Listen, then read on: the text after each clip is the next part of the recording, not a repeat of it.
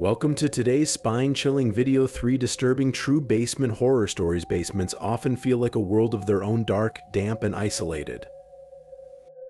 These spaces hold more than just forgotten boxes and cobwebs. They often seem to harbor secrets, shadows, and an unsettling energy that feels almost alive. Tonight we'll explore 3 terrifying true stories that reveal just how horrifying basements can truly be.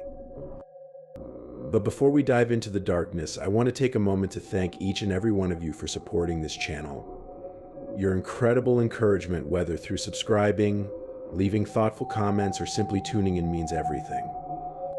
It's because of viewers like you that we can continue sharing these tales of terror and mystery. I also want to extend my heartfelt wishes for your health, happiness, and peace. In a world that can often feel overwhelming, your well-being matters most. As we step into these chilling stories, remember to stay vigilant, keep your lights on, and trust your instincts. Sometimes reality can be scarier than any fiction. So settle in, turn up the volume, and prepare to descend into the shadows of these disturbing basement tales. Let's begin.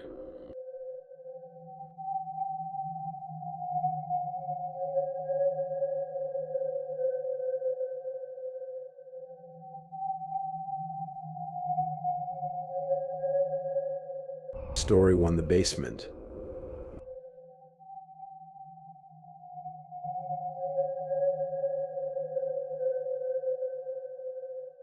It all started with Cosmo. Our cat had never been the affectionate type, more of a creature of habit.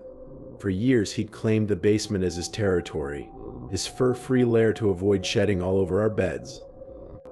But one night Cosmo hesitated at the top of the stairs. The sight of him just sitting there, eyes narrowed and fixed on the black mob below, was unsettling. This was a cat who feared nothing, not even the occasional bark from a passing dog or the hiss of the vacuum. And yet, that night, he refused to go down. I thought maybe he'd grown timid with age or sensed something imperceptible to us humans adrift, a hint of mildew, maybe. But the longer he stared, his ears twitching in eerie concentration, the more uneasy I felt. I'd taken him by the scruff, carried him to the top stair, and gently nudged him down, but Cosmo resisted, twisting in my grip until he wriggled free and scampered off. The basement door stayed shut that night, sealing whatever strange fear lay in that dark space below.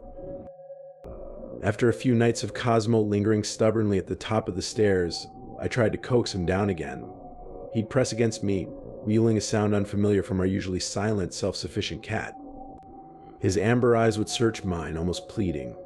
I hadn't the heart to force him down there. The unease began seeping into me too, spreading like a chill. So I let him sleep in my room. At least there he'd stretch across my bed and sleep peacefully, as though leaving the basement behind was a relief. Then the basement door began turning up open in the mornings. I thought it strange Dad must have left it open to keep the place ventilated, or maybe to air it out. But then he started noticing too. I'd hear him muttering from the kitchen, angry about the careless waste of air conditioning, or how someone kept ignoring his house rules. He'd bark something accusatory at my sister, who barely looked up from her cereal. Mom just sighed, too tired to care. One night I thought I heard something down there, a scuffle, the creak of an old floorboard, the faint brush of something dragging across concrete. I was lying in bed and Cosmo was a warm weight by my feet. He perked up, his ears flicking, a small growl curling out from his throat. It sent a shiver up my spine. I stared into the dark, telling myself it was just the house settling, nothing more. But Cosmo wouldn't settle. I could see him tracking something in the darkness, his eyes following an unseen movement near the bedroom door. For a long, silent moment, I swore I saw it, too, a vague outline of a figure silhouetted there. It could have been my sister, up for a midnight snack or another drink of water, but she would have said something, greeted me, or teased me about being jumpy. This figure just lingered, a shape standing motionless before slinking back down the hall, swallowed by the shadows. The days passed, and the basement took on a sinister life of its own. The door would be cracked open at the oddest times, left ajar after I'd closed it tight. Once, when I went down to retrieve a box, I found something strange, a small pile of crumbs in the corner, scattered bits of old cracker crumbs or maybe stale bread. The basement air was dank, filled with the smell of mold and something sharp and sour. I told myself it must have been there all along, but the sight of it, along with the prickling sensation of being watched, kept me awake that night. The fleas were next. I found the first one latched onto Cosmo's ear, a tiny, unwelcome parasite. Soon after, I started seeing them in clusters, hopping along the edge of the carpet, their black bodies glinting like beads of polished stone. They infested his fur, tormenting him so badly he scratched himself bloody. I wondered if this had been the reason Cosmo refused to go downstairs in the first place, a clever escape from a hidden irritation. Yet even after we bombed the basement, vacuumed the carpets, scrubbed every corner and crevice, the fleas persisted, multiplying in the dark, festering unseen. I began to suspect something else was down there, a presence that resisted our attempts to banish it, much like Cosmo himself had resisted the pull of the basement. One day, as I crouched by the crawl space to fetch a box, the smell hit me. It was thick, nauseating, and wrong, an odor that clawed its way up my nostrils and stuck, lingering in the back of my throat. It reminded me of something rotting, sickly sweet, lingering with a malice that made my stomach churn. I told myself it must be an old forgotten box of potatoes, some spoiled meat we'd never unpacked. Anything else was unthinkable. But as I bent closer to the crawl space, a different sound filled the silence. A faint, rhythmic noise of breath, slow and deliberate. The hairs on the back of my neck prickled, and I froze, pressing my ear against the floorboards, straining to hear. For a moment, everything was quiet. Then, clear as day, I heard it again, a deep, rasping intake of breath, almost like a whisper.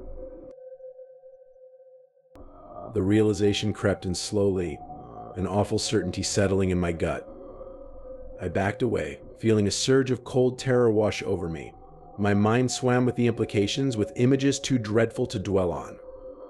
There was someone in our basement, and whoever they were, they'd been there long enough to become part of the very air, the very darkness that haunted the room. I bolted upstairs, slamming the basement door shut behind me. My breath came in short gasps, but I forced myself to be calm, to think clearly. There was no ignoring it anymore. I knew what I'd heard, and I knew what I had to do.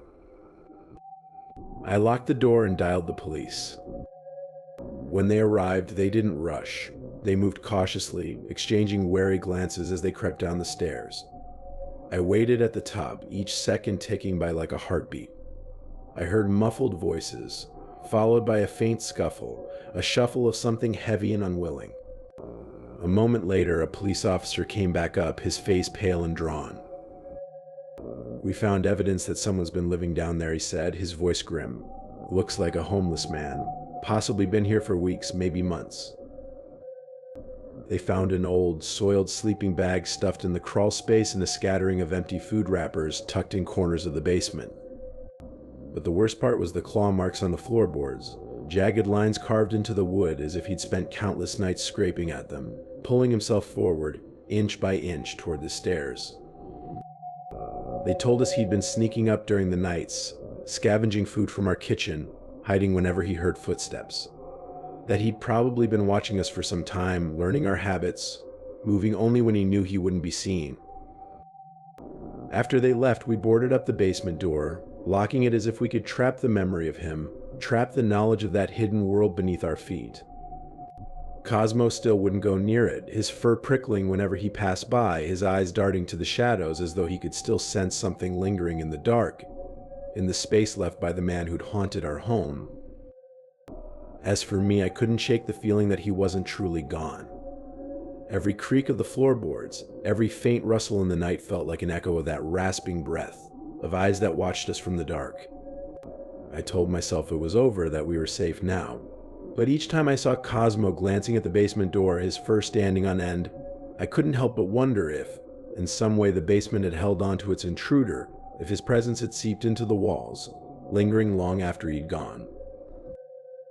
There are nights when I lie awake, listening to the silence, waiting to hear that faint whisper of breath again, half expecting to see a shadowed figure standing in the doorway, watching me as I sleep.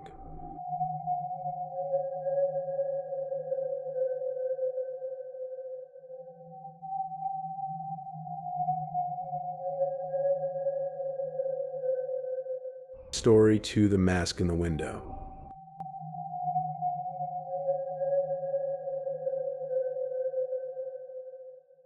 We'd been doing it for years. Each October, my family would transform the basement into a haunted house, a proper one, with fake cobwebs and hidden speakers shrieking and whispering just out of earshot. It was an institution in our small town. We'd put the word out a week ahead of Halloween, bring in boxes of props, costumes, and gallons of fake blood, and set up our makeshift horror show. This wasn't some thrown-together charity thing either. My family took the event seriously, down to the last detail, like designing narrow hallways with dim lighting, so the shadows felt just a bit too close. We even had an old trunk full of costumes, cloaks, wigs, and masks, which we used to take turns scaring visitors as they made their way through the basement maze. It brought in a decent haul for the local food bank every year. The man came right around sundown. He was tall, with gray hair combed back from a lean face that seemed somehow too close to mine. He said he'd come to make a donation and handed over a grocery bag packed with cans. His eyes were the sort that seemed to fix on you with a strange insistence, a little too bright and unblinking. When I asked if he'd be going through the haunted house, he chuckled a slow, dry sound that left me uncomfortable. He told me his wife and daughter were coming later, so he'd just leave the donation and head out. The back of my neck prickled as he left. Something about his expression lingered, the way he looked around the place as though it were a room in his own home he hadn't visited in a while. The haunted house, once underway, drew people in as it always did. Kids screamed as they crept through narrow hallways. Parents laughed nervously when someone in a rubber mask jumped out at them. My cousins were stationed in various spots throughout the basement, most of them wearing hooded cloaks and one of the old blank white masks we'd always had around. I was standing by the entrance when my friend Jen bolted toward me, wide-eyed and clutching her wrist like it was broken. Her breathing came fast, almost hysterical, and she said someone had grabbed her and tried to pull her into the closet in the back room. I thought she was kidding, so I laughed. I was about to reassure that one of my cousins was just fooling around when I noticed the look in her eyes. They were darting from side to side, like someone who'd seen something she couldn't quite understand. We went over to the closet, and I called for my cousins. All of them were there, each one swearing they hadn't left their spot. But as we went over the details, a chill crept down my spine. There was an extra mask lying in the closet. I checked our stash just that afternoon, and every mask had been accounted for. Yet here it was, plain as day, on the floor of the closet, staring up at me with empty, blank eyes. The man's face flashed through my mind again, the way he'd looked at me, a little too intense. I wanted to mention him, to tell everyone to keep an eye out, but I shook off the feeling. There were plenty of explanations. It was Halloween, after all, and pranks were half the fun. But something about that mask lying there, abandoned in the middle of our carefully crafted chaos, clung to me, lingering like a stale odor in the air.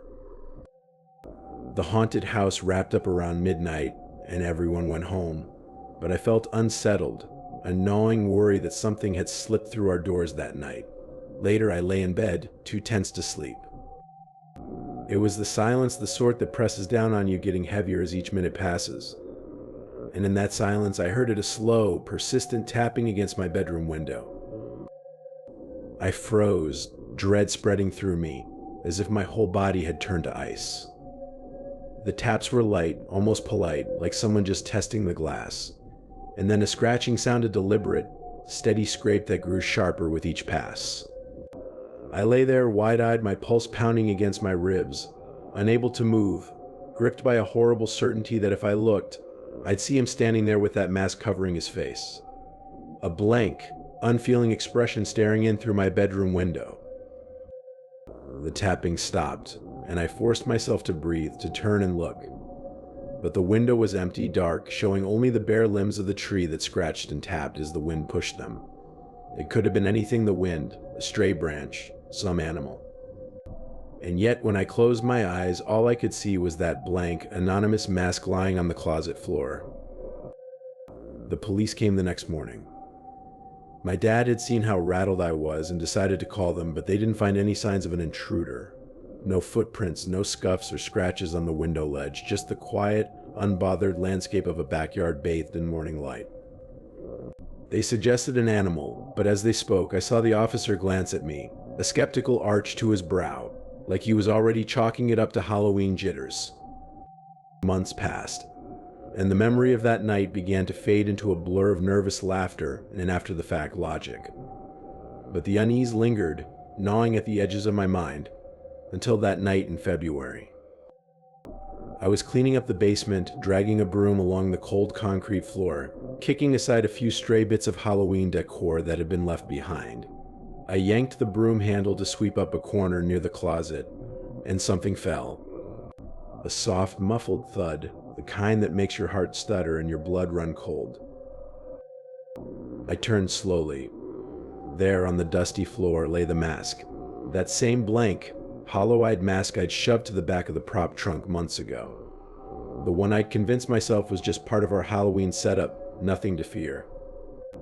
Only now it had changed. My name was scrawled across its forehead in large, looping letters. The ink was thick, nearly dripping, like it had been traced over and over until each letter stood out, ominous and bold. I stood there, staring at the mask, feeling my pulse hammer in my throat. Every instinct screamed to throw it out, to burn it, to bury it, but I felt rooted to the spot, hypnotized by the awful familiarity of it. In the days that followed, I slept poorly, each night haunted by the feeling of being watched, of the walls themselves leaning in, waiting for something to happen. We added security alarms, cameras, motion lights outside. It was my parents' idea, but I knew it wouldn't change anything, wouldn't ease the horror growing like a shadow in my chest. And then it started again, the tapping. Late at night, the soft, rhythmic tap-tap-tap against my window, just like before. I lay there in bed, paralyzed with fear, my heart racing as the tapping grew louder, more insistent, until it felt like something was trying to scratch its way through the glass. I tried to tell myself it was the tree, the wind, a bird maybe. But the noise was too precise, too deliberate, like a finger tapping just on the other side of the pane, waiting for me to open my eyes, to meet whatever stared back from the dark. The tapping stopped as suddenly as it had started, leaving a heavy silence in its wake. But I knew with a terrible certainty that it wouldn't be the last. I lay there, the quiet pressing down on me like a weight, filling the room with a kind of dread that clawed at my chest. I finally opened my eyes and looked toward the window. The curtains were drawn, but there, just visible in the gap between the folds, was a sliver of white, a face, smooth and expressionless, peering through, its empty eyes fixed on me. I wanted to scream, to bolt, but my voice felt trapped, strangled by fear. I stared back, my mind reeling as I tried to process the reality of that mask staring at me from the other side of the glass. The days blurred after that. The mask appeared in places it shouldn't have: my room, my locker at school, even in my backpack once, as if taunting me. I told my parents, but they just smiled, brushed it off as my overactive imagination. And the worst part was, some part of me wanted to believe them, to write it all off as a lingering nightmare. But as winter faded into spring, I knew it wasn't a dream. The mask followed me, haunted me. It had become part of my life, a constant, unwelcome shadow that trailed behind me, silent and staring.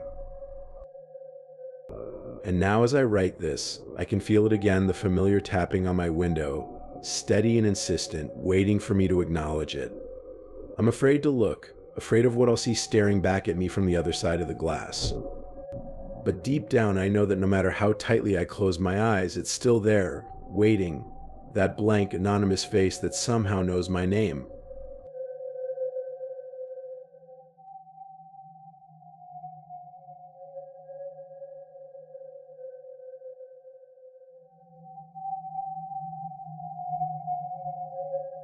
Story 3: The Jungle Road Ambush.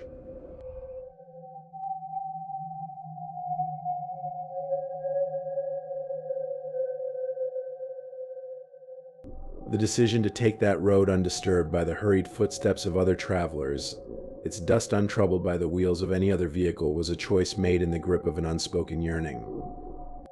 Perhaps it was the promise of solitude or the unspoken thrill of uncertainty, the allure of venturing beyond the places marked on a map, those safe zones where life is neatly ordered, where the echoes of the world's endless hum drown out the voices that exist at its edges. We had rented the car in the city, of course. It was necessary.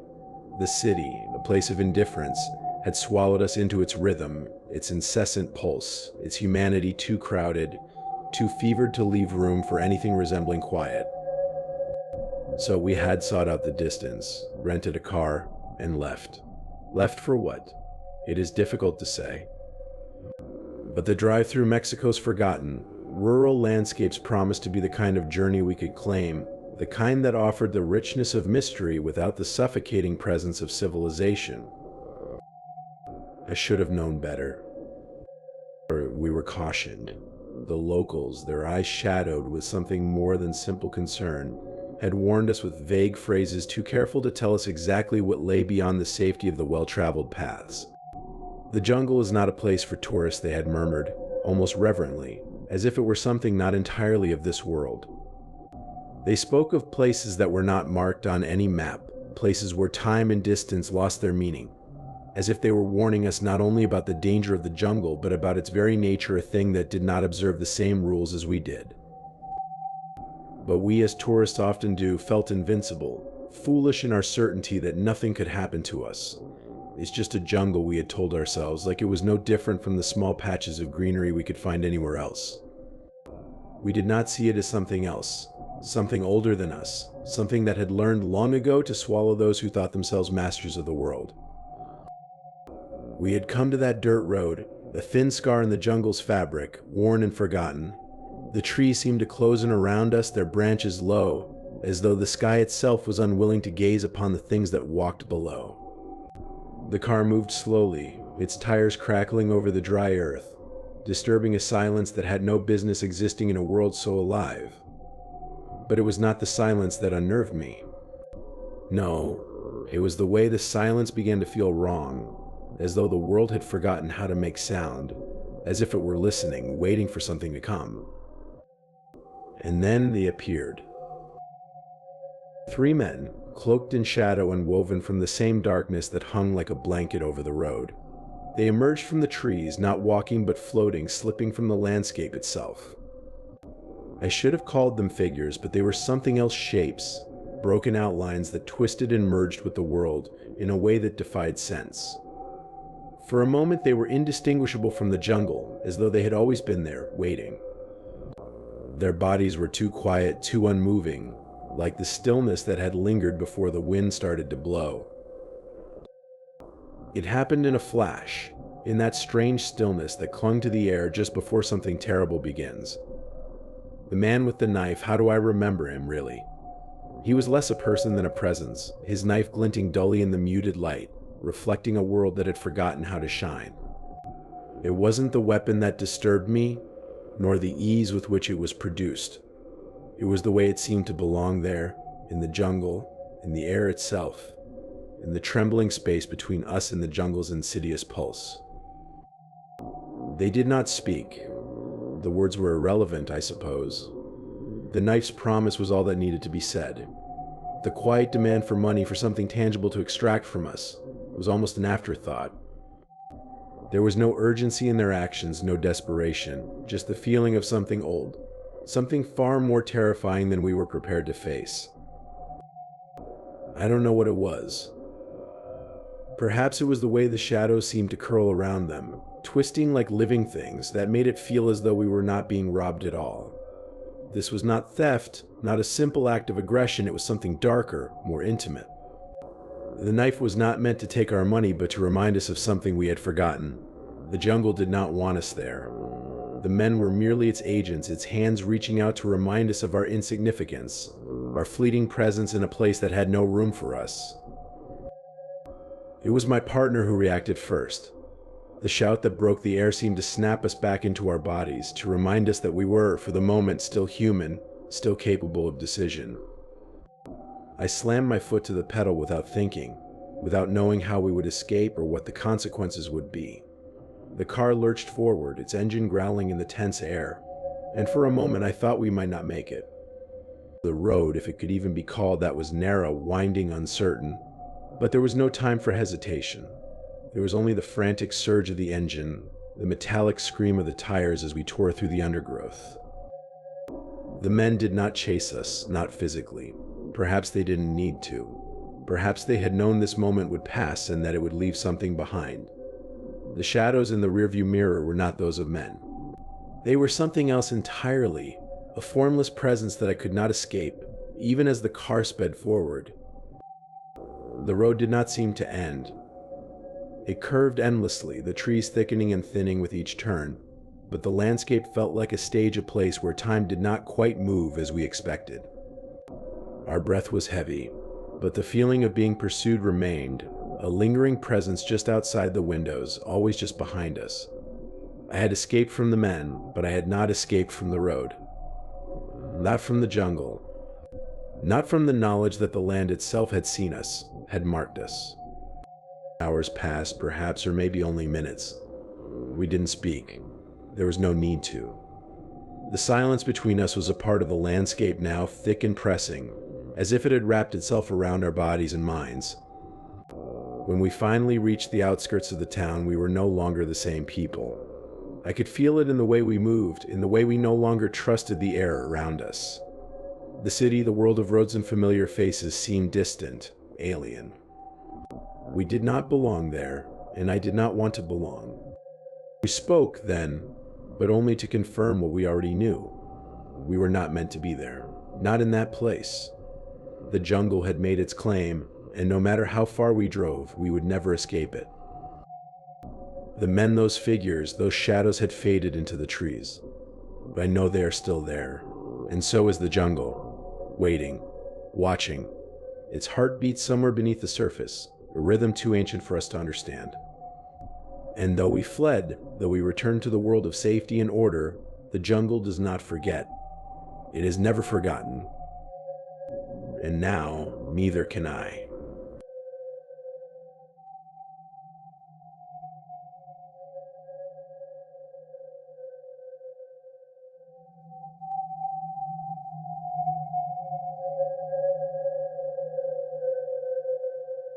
As we close this chapter on 3 disturbing true basement horror stories, let's take a moment to reflect on the dark, hidden spaces that exist in our world and sometimes even within our homes. Basements, often thought of as places to store memories or old possessions, can also harbor chilling secrets and eerie presences, as we've seen in these unsettling tales. But these stories serve as reminders that the unknown isn't always far away. It can be waiting just beneath your feet, in the shadows, where the line between the ordinary and the terrifying blurs. Before we part ways, I want to express my heartfelt gratitude to each of you for joining me on this journey through the macabre. Your continued support, whether through watching, liking, sharing, or commenting, means the world to me and keeps this channel alive. It's your curiosity, your bravery in exploring these dark stories, and your encouragement that fuel my passion for bringing these tales to life. As you return to your own lives, I urge you to take care of yourselves and remain vigilant. Whether it's the creak of a stair in the middle of the night or the faint whisper of unease in a quiet room, trust your instincts and remember that it's better to be cautious than dismissive. But most importantly, prioritize your health, happiness, and peace of mind. They're what truly matter. Thank you for being part of this growing community of curious minds and brave souls who aren't afraid to confront the eerie and unexplainable. Your support makes everything possible, and I'm truly grateful to share these moments with you. Until next time, stay safe, stay curious, and remember the most chilling stories are often closer to reality than we'd like to believe. I look forward to seeing you in the next video, where even more spine-tingling tales await.